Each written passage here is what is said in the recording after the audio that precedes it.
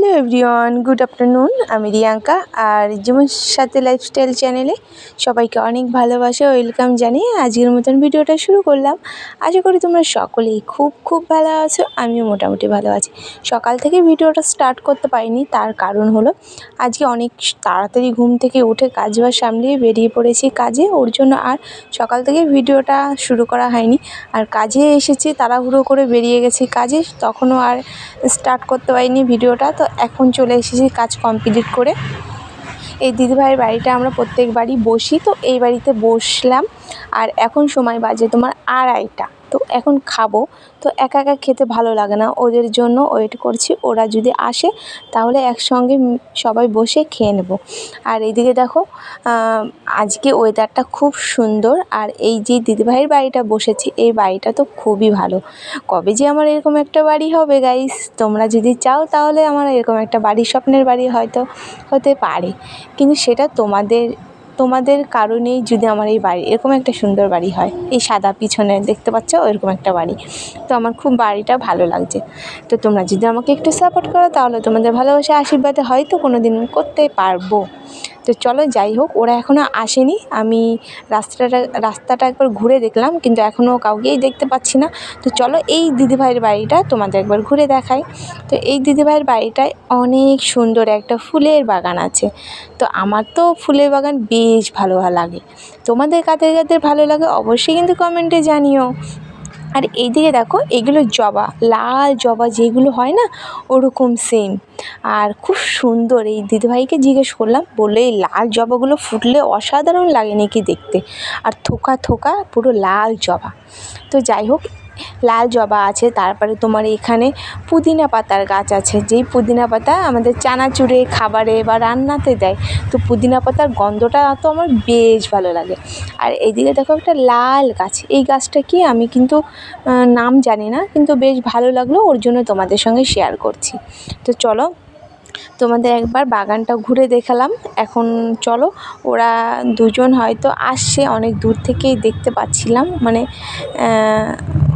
দেখতে পেয়েছি আর কি, ওরা হয়তো আসছে। তো চলো, আমি দিদিভাইয়ের ঘর থেকে ব্যাগটা বের করে নিই, কারণ খাবারের ব্যাগগুলো আমরা ঘরে রেখে গেছিলাম, বাইরে রাখিনি, কারণ যদি বৃষ্টি হয় তো দিদিভাইটা ঘরের ভিতরেই রাখতে দিয়েছিল ব্যাগগুলো। তো চলো, আমার ব্যাগটা নিয়ে আমি খাবারটা বের করে নিই, ততক্ষণ হয়তো ওরা চলেই আসবে, কারণ দেখতে পেয়েছি অনেকটাই দূরে আছে। তো চলো, আমি ব্যাগটা নিয়ে আমার খাবারটা বের করে আমি বসে পড়ি, ওরা তার ভিতরে হয়তো চলে আসবে। তো চলো। আর আজকে কাজ করতে খুব ভালো লাগলো, কারণ একা একাই গেছিলাম। আর একা একা কাজ করতে কিন্তু খুব ভালো লাগে, কিন্তু একা একা থাকতে একটু বোর লাগে, কিন্তু তোমার কাজটা খুব তাড়াতাড়ি কমপ্লিট হয়ে যায়। তো একা মানে বোকা কথাই বলে সবাই, কিন্তু কাজের দিক থেকে একাই ঠিক আছে। আর কোথাও যাওয়ার জন্য, ঘোরার জন্য তখন একা মানে বোকা, একা ভালো লাগে না। কিন্তু কাজের দিক থেকে তুমি একা একা করবে, দেখো সত্যিই খুব ভালো হয়ে যায় তাড়াতাড়ি কাজটা।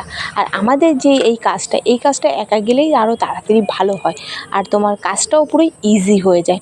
তো চলো, যাই হোক, আজকে কাজটা তাড়াতাড়ি হয়ে গেছে। আর দেখো, বাড়ি থেকে আমি ভাত এনেছিলাম, পটল ভাজা আর ভাত। আর এইদিকে দেখো, ঝিঙে দিয়ে আলু দিয়ে একটু মাখা মাখা তরকারি করেছি, নিরামিষ। আর একটা কথা বলি, সকালবেলা যখন রান্না করতে গেলাম দেখলাম চাল শেষ। তখন আর কি করব, যেহেতু কাজে আসবো, আগের দিনই তোমার দাদাভাইকে বলে রেখেছিলাম যে চাল কিন্তু শেষ, সকালেই এনে দেবে।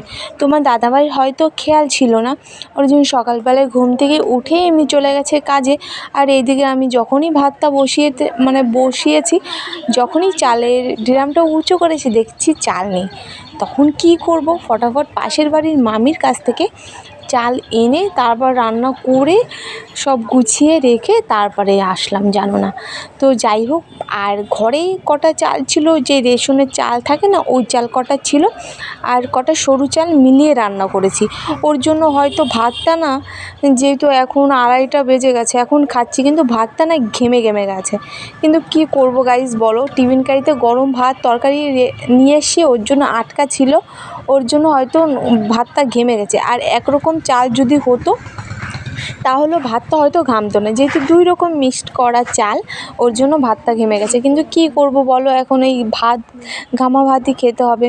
তো চলো দুপুরবেলা আবার আমি অল্প করে না খেলে আমার আবার গ্যাসের সমস্যা, গ্যাস হয়ে যায়। ওর জন্য চলো অল্প করে খেয়ে নিই। আর কপালে কত কিছু যে দেখার আছে, আর কত কিছু যে ফেস করার আছে, আমি হয়তো আগে হয়তো বুঝতাম না, কিন্তু বিয়ের পর এখন বুঝতে পারছি যে কত কিছু ফেস করতে হয়, কত কিছু দেখতে হয়, কত কিছু হয় আমার জীবনের সাথে। তো চলো, আর মানি মানে পয়সা, পয়সা না থাকলে জীবনে কিচ্ছু নেই গাইস, পুরো অন্ধকার জীবন। সেটা বিয়ে না করলে হয়তো বুঝতামই না। তো বিয়ে করার পরেই বুঝতে পারলাম মানিটা কতটা ইম্পর্টেন্ট মানুষের জীবনে। হ্যাঁ, মানি ছাড়া কিছুই হয় না। যেহেতু সামনে পুজো, অনেকটা খরচ, কারণ বোন আছে, মা বাবা আছে, তারপরে দিদির মেয়ে, আমার ছেলে, ননদের মেয়ে, অনেক কেনাকাটা করার আছে। জানি না কতটা কি কিনতে পারবো আর কতটা কি দিতে পারবো সবাইকে। তো যতটা পারি ততটা বেবি বাচ্চা যারা আছে তাদেরকে দেওয়ার চেষ্টা করব। তো চলো, যাই হোক, দেখো আমার খাওয়া দাওয়া হয়ে যাওয়ার পরেই এরা চলে এসেছে, আর এরাও বসে পড়েছে খেতে। তো এরা এনেছিল তালের বড়া, আমাকে দিল, আমি ভয়তে ভয়তে খেলাম আর কি। বাইরের খাবার, তারপরে এইগুলো খাওয়া আমার পুরো বারণ, কারণ গ্যাসের সমস্যা অনেক ভুগেছি, ওর জন্য আর এখন খেতেও ভয় লাগে। তাও যেহেতু বান্ধবীরা নিয়ে এসে একটা না খেলে নয়, তাই একটা নিলাম। তো চলো, তোমাদের ভিডিওটা কেমন লাগলো অবশ্যই কমেন্টে জানিও। টাটা।